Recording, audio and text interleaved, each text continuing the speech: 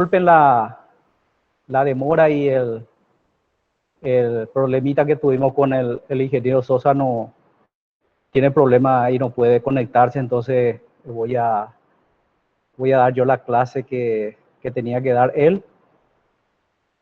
No sé si yo compartí, no sé si ustedes están viendo. Sí se ve, profe. Bueno.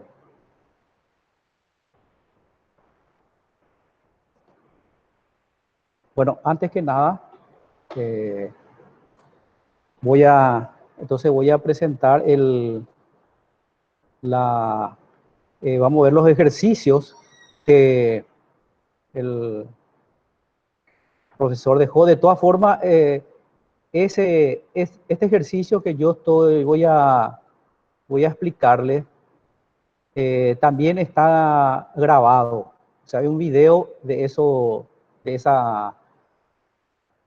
trabajos, de esos ejercicios para que ustedes también puedan mirar. ¿Está?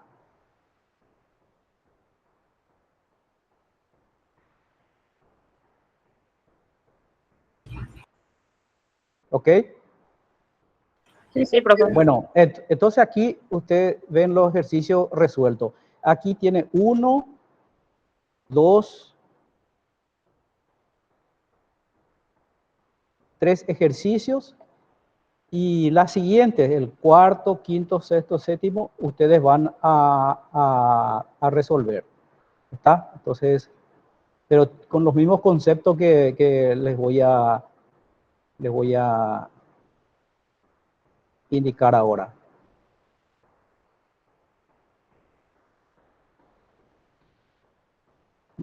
Bueno, el primer ejercicio dice, se tiene un horno eléctrico a resistencia de 4.700 vatios.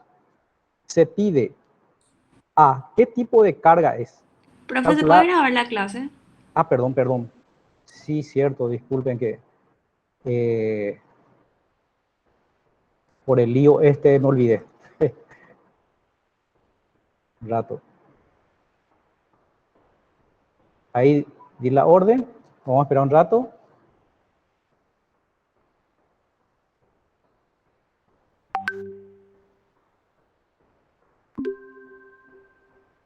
Sí, ahí ya está. Ya está. Ok, bueno. Entonces, a raíz del problema de conexión que tiene el ingeniero Sosa, entonces yo voy a desarrollar la clase del día de hoy, resolviendo estos ejercicios de 1 al 3 y en los siguientes ustedes van a resolver. De todas maneras, está en el aula, está alzado el video de resolución de estos ejercicios para que ustedes puedan verlo asíncronamente. Bueno, repito, entonces el primer ejercicio dice se tiene un horno eléctrico a resistencia de 4.700 vatios. Se pide que ¿qué tipo de carga es? B, calcular la corriente que consume y la llave termomagnética de protección. Entonces, ¿qué dato tenemos? Tenemos como dato que tenemos una resistencia de 4.000. Ahí hay una aclaración. Esta 4.700 es la potencia. Entonces, se tiene un horno eléctrico a resistencia de 4.700 vatios de potencia, ¿se entiende, no? No confunda que este 4.700 sea la resistencia. Es 4.700 vatios de potencia. Entonces, ustedes vieron que la resistencia, ¿qué tipo de carga es una resistencia? Es del tipo resistiva. ¿Y qué característica tiene con respecto a su factor de potencia? Tiene un valor de 1. ¿Por qué tiene 1? Porque la tensión y la corriente están en fase, se dice cuando están alineados. Tienen la misma dirección y sentido ambas. Entonces, el factor de potencia es 1. No tiene ningún ángulo entre dos parámetros. O sea, la tensión y la corriente. Entonces, todas las cargas resistivas tienen un factor de potencia 1. Entonces, aquí vamos a aplicar la fórmula de la potencia, que es igual a la tensión por la corriente por el factor de potencia. ¿Y qué nos pide? Entonces, la primera, ¿cómo respondemos? Es una carga resistiva, ¿tá? La segunda, que dice calcular la corriente que consume, es despejar de acá la corriente, ya que tenemos la potencia, que es dato, tenemos la tensión, que también es dato, y el factor de potencia. Entonces, tenemos que la corriente es la potencia dividido la tensión por el factor de potencia. Y aclarar también que esta, como es un circuito monofásico, entonces esta tensión es 220 volts. Es la tensión entre fase neutro. Entonces ahí reemplazamos sus valores y nos queda 21,36 amperes. Es la corriente que consume la resistencia debido a la corriente que circula por ahí. Entonces, como esta corriente circula y mirando este circuito, entonces este es el horno eléctrico, este es la fuente y nos pide calcular el punto C, que es la llave termomagnética. Esta llave que es la llave de protección de este circuito. Entonces, vemos este 21,36 y vamos a una tabla de valores comerciales. Las llaves termomagnéticas tienen valores comerciales, tanto para las monofásicas y también trifásicas. Ahora, como estamos viendo un circuito monofásico, entonces consideramos la monofásica. Entonces, buscamos comercialmente cuál es la llave más próxima, superior a este 2136, que es la de 25 amperes. Entonces, en el mercado existe llave termomagnética de 25 amperes.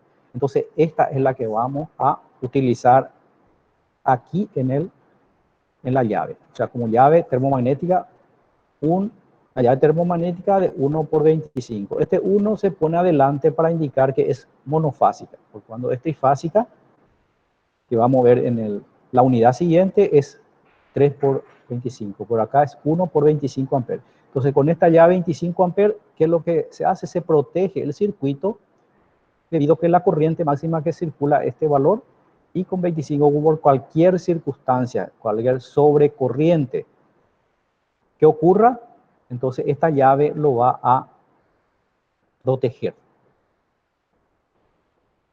No sé si tienen alguna consulta, una duda con respecto a eso.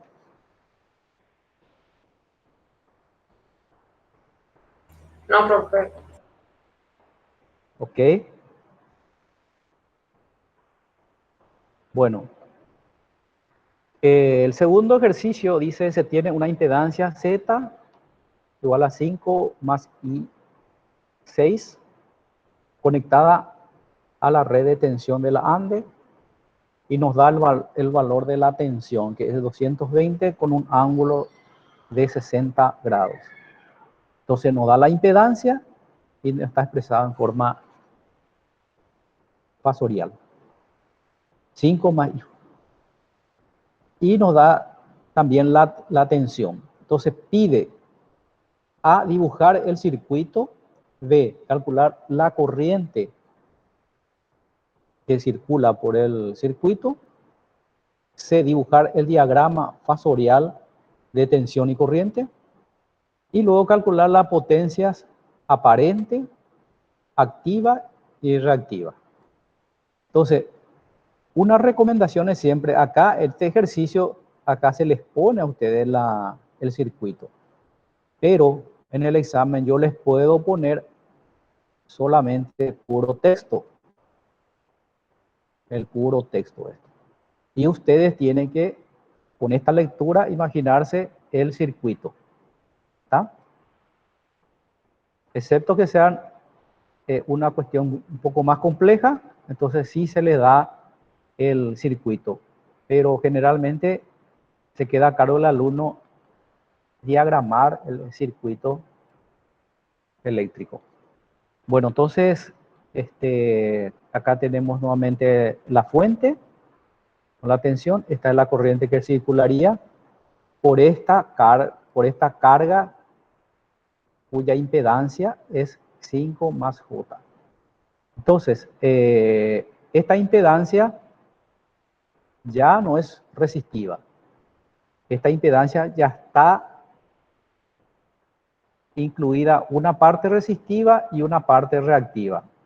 El profesor Sosa lo ha explicado que toda impedancia compone dos partes. Una parte real, que es la parte resistiva, y una parte imaginaria que corresponde a la parte reactiva. Entonces aquí yo tengo, en este cajón que tengo acá, que sería la Z, la carga, que va a recibir la corriente cuando yo cierro esta llave.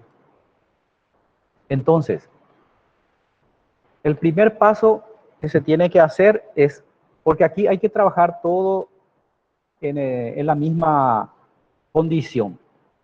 Si a mí la tensión me está dando en forma polar con un valor, su módulo y su ángulo, entonces esta impedancia también tengo que ponerlo de esta forma polar. O al revés, si tengo la tensión, puedo pasarlo en esta forma. Porque ambos tienen que estar en las mismas condiciones para poder resolver. Entonces aquí lo que se hace es pasar esta impedancia en forma polar, con un ángulo, perdón, con un módulo y su ángulo. Está de tal forma poder relacionar con la tensión. Tengo entendido que el profesor le explicó cómo transformar de esta forma cartesiana a esta forma polar. Que sencillamente con la máquina de calcular se puede realizar. Entonces aquí, cuando la impedancia ya tengo módulo y ángulo, entonces relaciono. Yo sé por la ley de Ohm que la corriente es la relación entre la tensión y la impedancia. Entonces, este es el valor de la tensión, este es el valor de la impedancia que he modificado en su forma, y obtengo el valor de esa corriente. Me dice que vale 28,2 con un ángulo de 9,8 amperes. Entonces la corriente que circula al cerrar esta llave, la que circula acá, tiene este valor. Entonces uno es entonces dibujar el circuito que ya está, calcular la corriente del circuito, que es este valor. La siguiente pregunta es dibujar el esquema fasorial de la corriente, tensión y corriente. Entonces eso aquí está expresado, creo, no sé si se está viendo. No sé si ven ustedes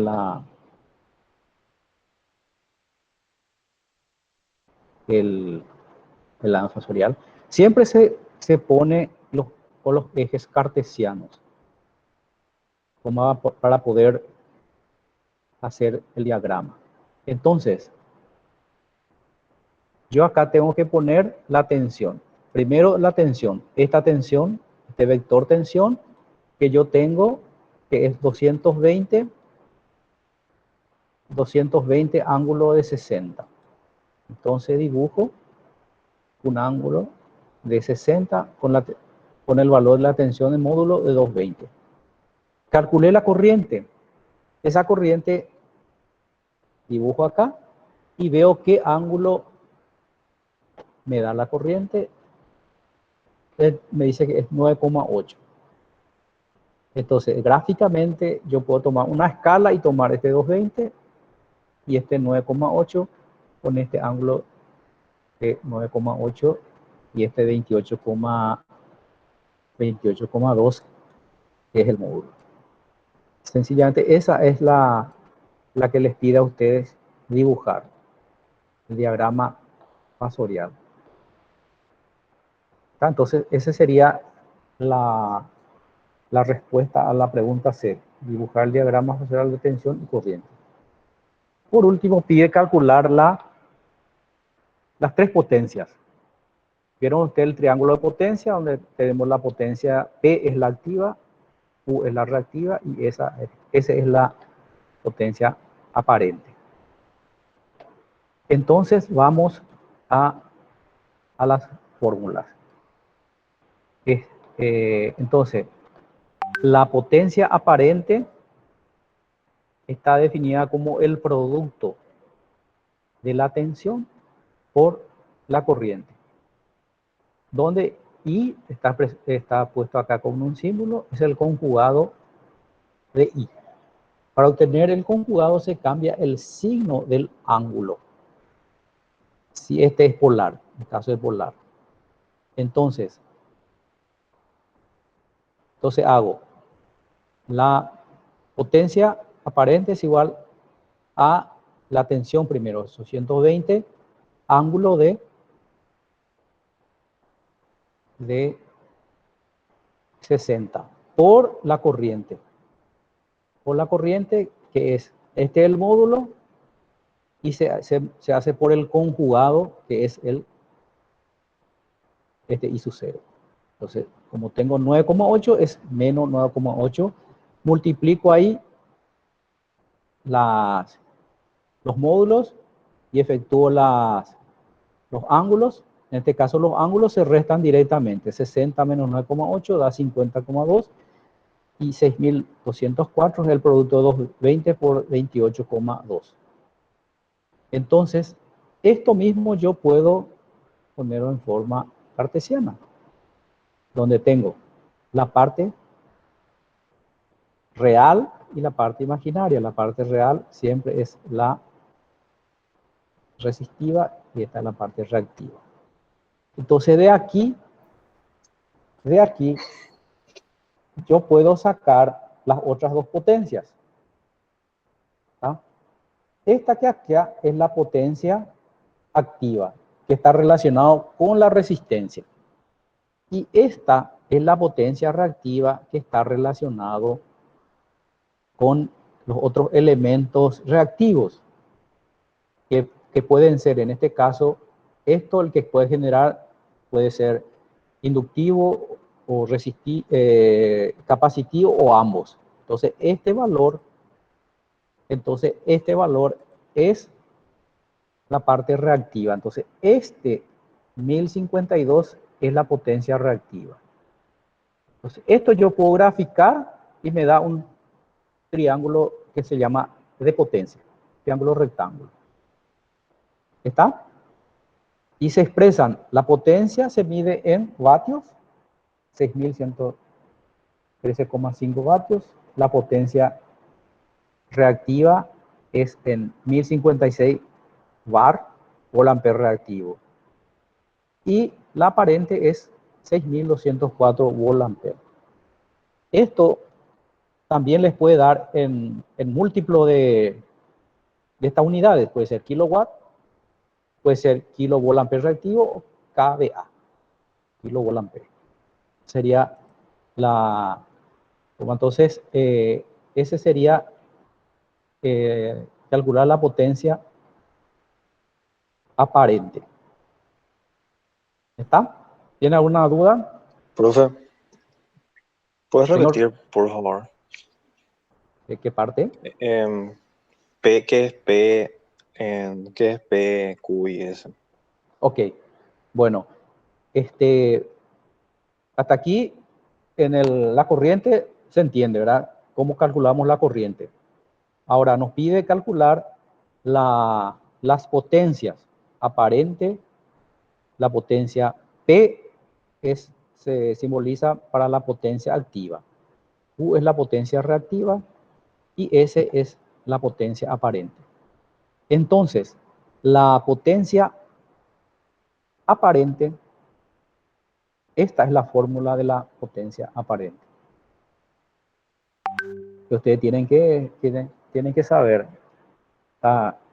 Pueden ver en los libros o con algunas notaciones donde expresa que vectorialmente esto es la potencia aparente, S igual a V, que es la tensión, por la conjugada de la corriente. Ese dice la fórmula, esto se expresa así.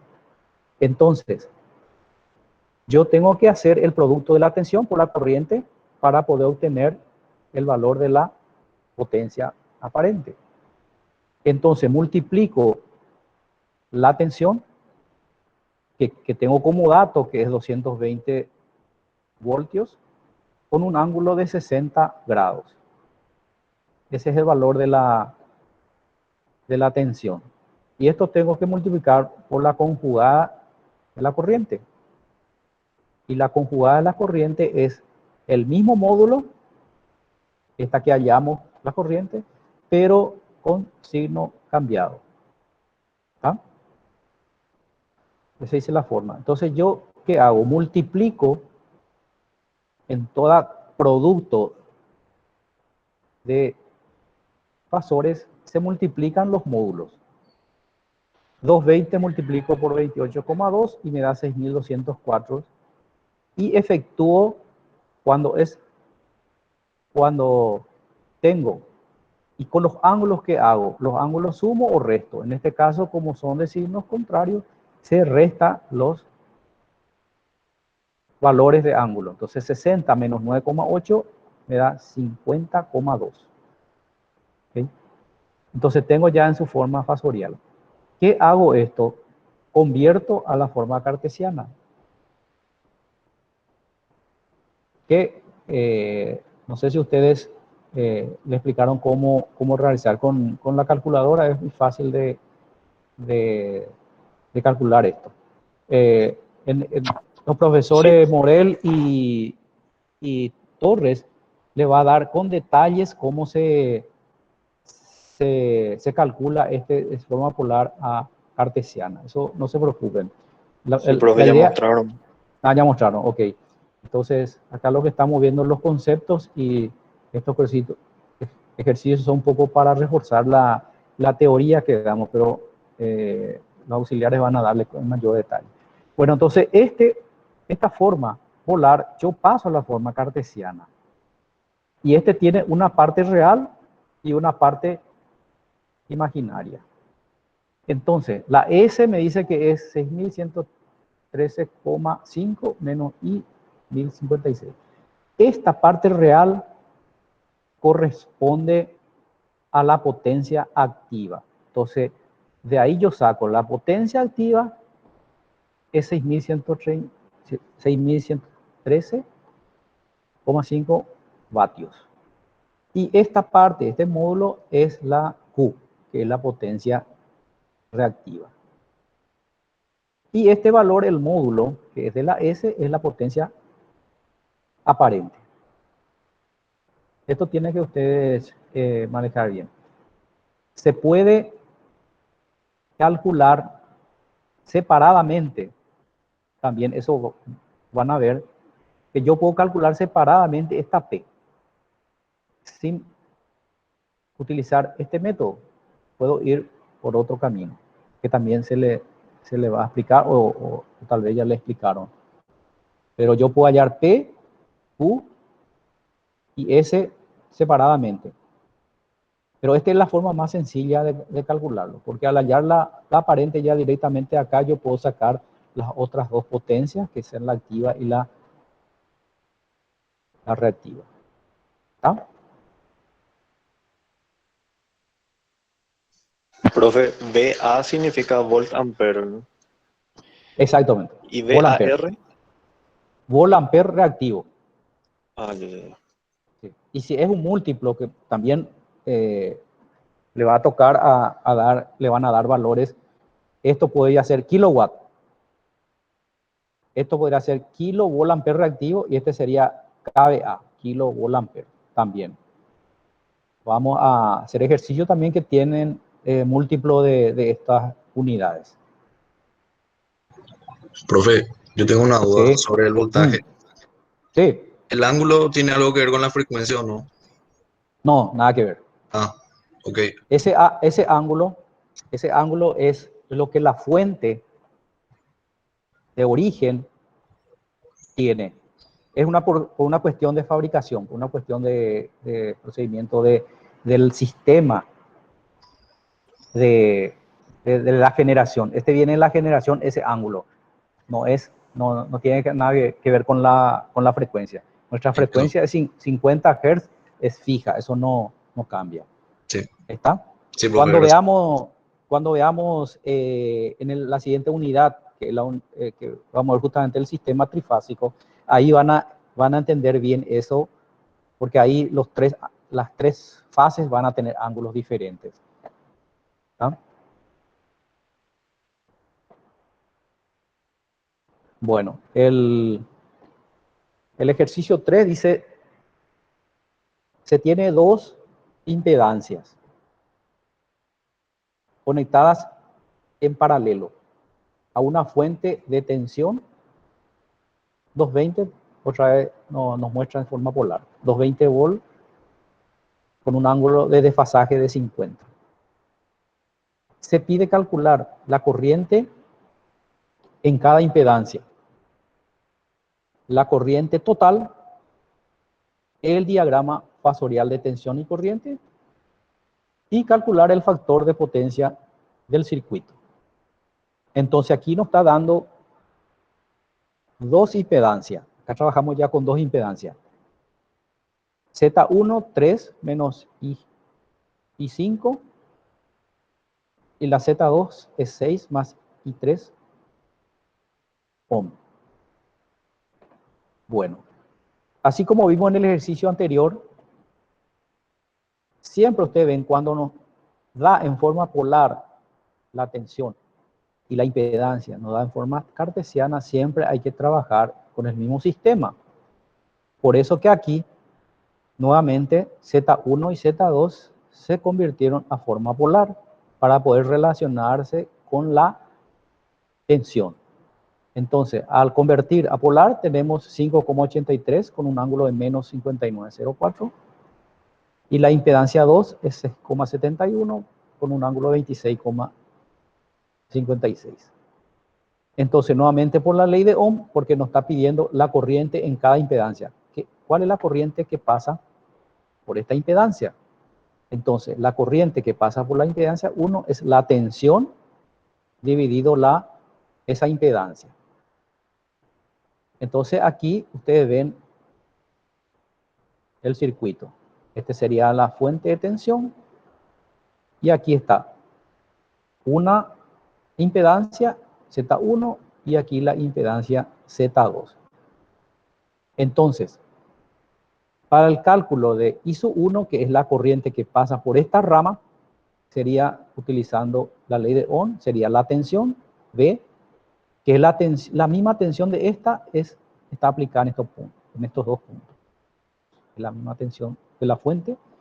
Entonces, hacemos la relación de ellos y calculamos la corriente en forma polar, que nos da 37,7 con un ángulo de 109,04, y en forma cartesiana la parte real y la parte imaginaria. Igual cosa se hace con la corriente ISO2 que pasa por esta rama. Y acá relaciono la tensión, que es esta tensión acá, es la misma tensión de la fuente, por esa es la característica que habíamos visto con los circuitos paralelos, que todas las cargas reciben la misma tensión de la fuente. Entonces nuevamente relaciono la tensión con la impedancia Z2 y hallo en forma polar y en forma cartesiana sus valores. Entonces esa sería la pregunta A. la corriente en ambas impedancias. Y luego pide la corriente total. Sabemos por la ley de Kirchhoff, que la corriente que sale de la fuente es igual a la suma de las corrientes que pasa por las ramas. O también usando el mismo ley de Kirchhoff de los nodos. Tomo este nodo y dice que la corriente que entra es igual a la corriente que sale. O sea, I sub T va a ser igual, que entra es igual a la suma de las corrientes que salen. I1 más I2. Entonces, reemplazo, y acá es mejor trabajar con la cartesiana. Reemplazo acá sus valores, entonces voy a sumar las partes reales. 12,5 sumo con 30,1 y la parte imaginaria sumo también entre sí para obtener esto en forma cartesiana y nuevamente puedo pasarlo a la forma polar. Entonces ahí tengo la corriente total que me está pidiendo en la pregunta B. La pregunta C dice dibujar el diagrama fasorial de tensión y corriente. Entonces, ¿con cuál de ellos yo voy a dibujar? Está I sub 1, I sub 2 y I sub T. Porque me pide dibujar el diagrama fasorial de tensión y corriente. Entonces, voy a dibujar la corriente I1, I2, la IT y también la tensión, porque piden también dibujar. Esto que están viendo acá, el dibujo, es simplemente una forma como se puede expresar esta impedancia. Vimos que la impedancia tiene una parte resistiva y una parte inductiva. También en un ejercicio se les puede expresar así. Les puedo decir que la impedancia en esta rama tiene de resistencia tanto y de reactancia tanto. Y ustedes lo juntan de manera cartesiana para poder efectuar la misma cosa acá. Entonces también se les puede expresar no así. Entonces, también se les puede indicar de esta forma, separados los elementos, pero ustedes pueden juntarlo como impedancia. ¿Ah? Bueno. Entonces la parte fasorial. Profe, Sí. ¿Por qué en uno de una impedancia tiene un capacitor y en el otro tiene una bobina? Ya, acá, no, es solamente, a ver, el Z1, ¿dónde tengo Z1? Está bien. ¿Por qué el profesor les puso acá esto, una X? ¿Por qué? Porque este valor que indica acá, negativo, corresponde a la parte de capacitores. Los capacitores tienen un ángulo de desfasaje negativo. ¿Está? Sí, profe. Y acá el otro es positivo. Entonces es una bobina. Entonces también con los ejercicios, con los auxiliares van a ir detallando mejor. Pero estos signos indican por qué se puso acá el ángulo. El ángulo negativo me indica que eso es capacitivo y este es. No es que se tiró al azar, sino es por eso. Porque acá esto corresponde a negativo por el desfasaje negativo que hay y esto es positivo. ¿Ok? Bueno,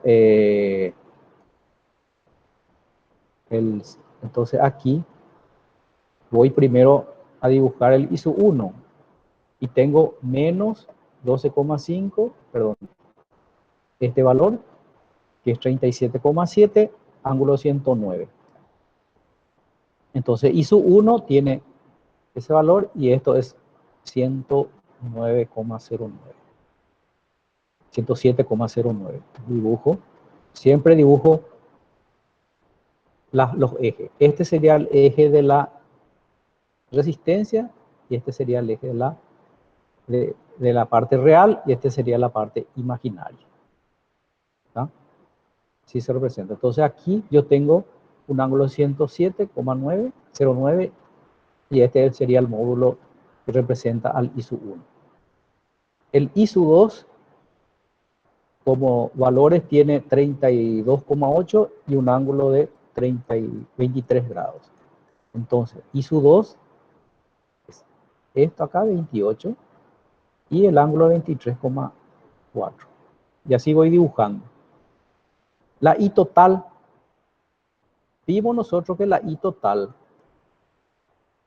nos da este valor, 51 y un ángulo de 70.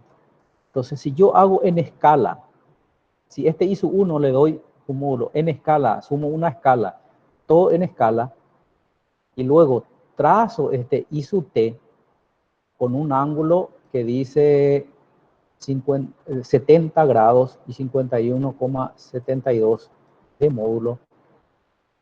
Y si yo calculo, esto debería ser un paralelogramo. Debe ser un paralelogramo, donde estos lados son paralelos. Este debe ser paralelo. Entonces, debe coincidir. Si yo hago en escala y uno, este que está en forma de trazo acá, debe ser paralelo a esto. Y esto que trazo, los extremos del vector, tienen que ser paralelos. Entonces, este tiene que ser un paralelogramo. Si está bien dibujado.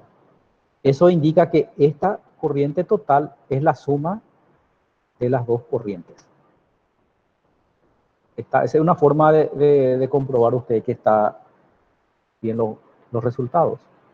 Y finalmente trazo la tensión que tenemos como al principio está 22,50, 220,50. Entonces esto tiene un módulo de 220 y este es un ángulo de 50. Entonces ahí tengo dibujado el diagrama fasorial de todos los componentes: tensión, corriente 1 y 2 y la corriente total. Y finalmente nos pide calcular el factor de potencia del circuito. ¿Cómo yo calculo el factor de potencia? ¿Quién me puede decir cómo yo calculo este factor de potencia del circuito? Del circuito.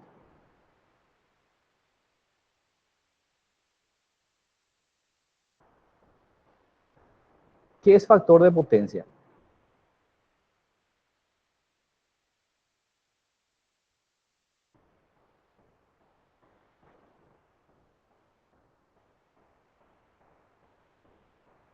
¿Qué es factor de potencia?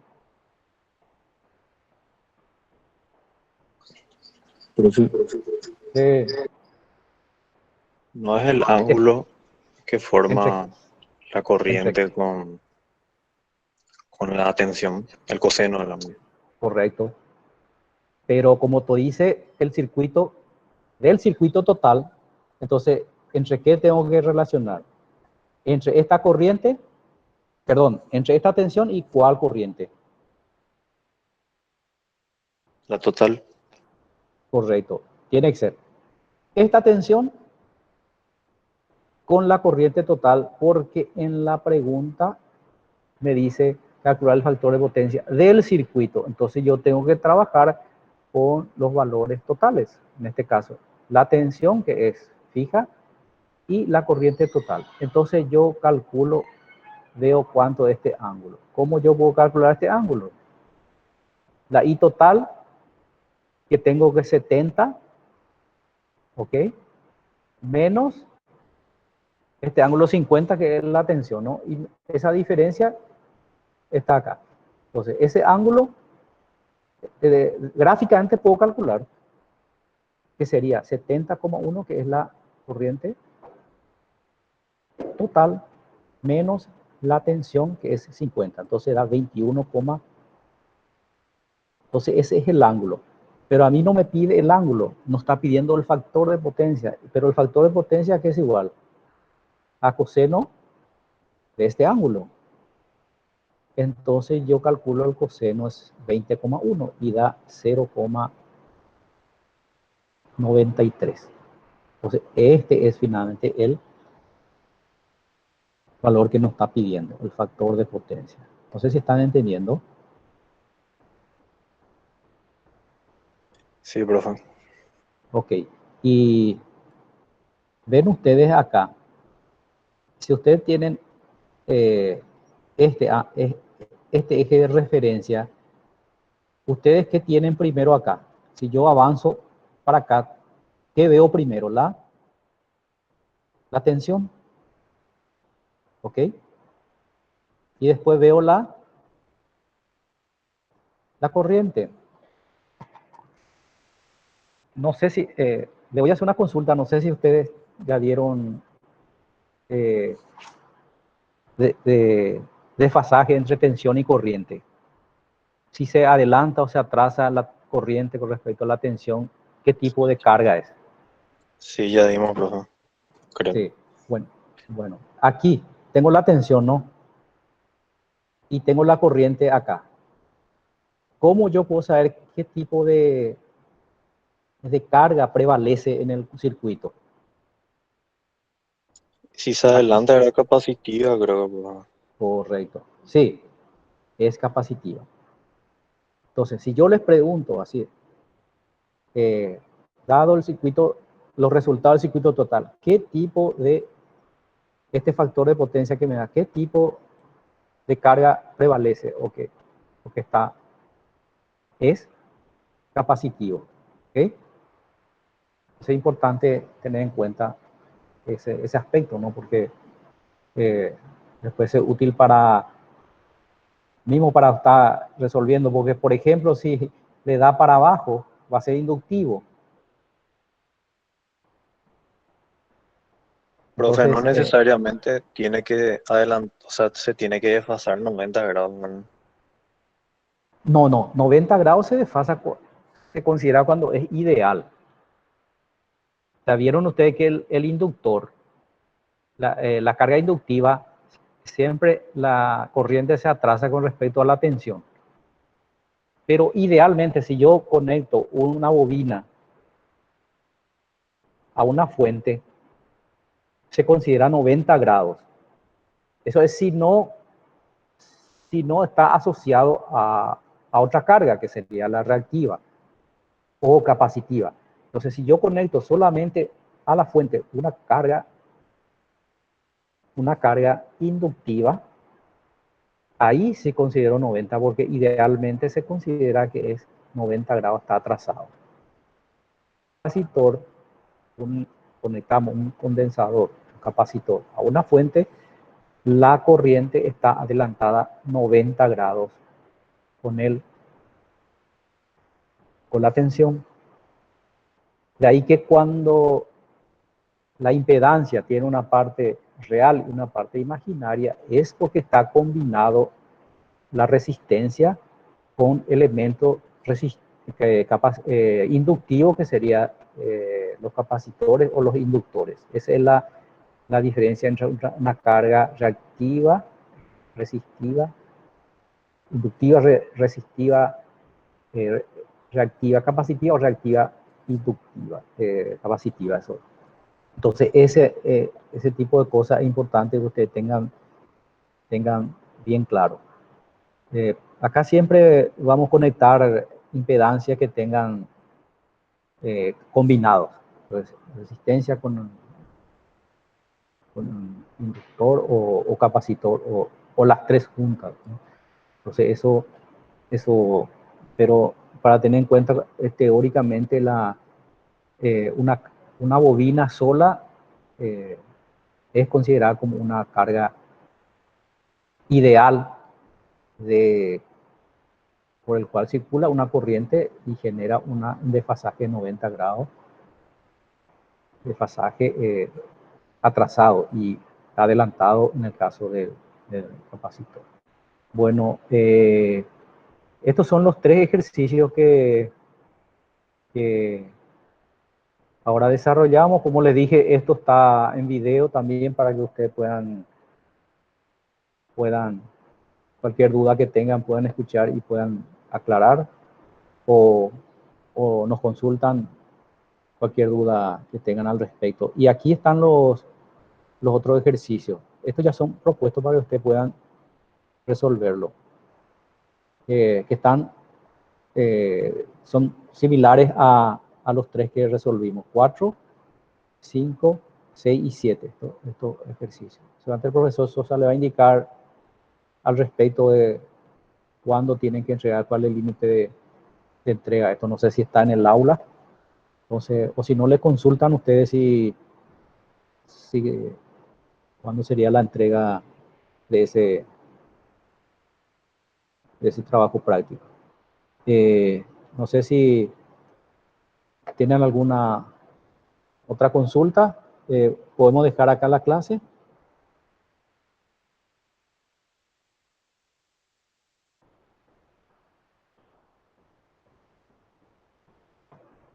Están todos todavía ahí. Sí. Sí, profe. Sí. Bueno, vos sos Juan Carlos. Luis Carlos, perdón. Sí, profe. Parece que vos solamente Luis Carlos, vos el que participaste, pues el resto parece están pasivos. Bueno, por lo visto entendieron todo, ¿no? No hay ningún problema. Bueno, entonces dejamos acá y entonces seguimos la siguiente clase. Consulte con el profesor Sosa con respecto a ese trabajo práctico. ¿Está? ¿Ok? Gracias a todos por su atención y hasta la próxima. Gracias. Gracias, profe. Dale.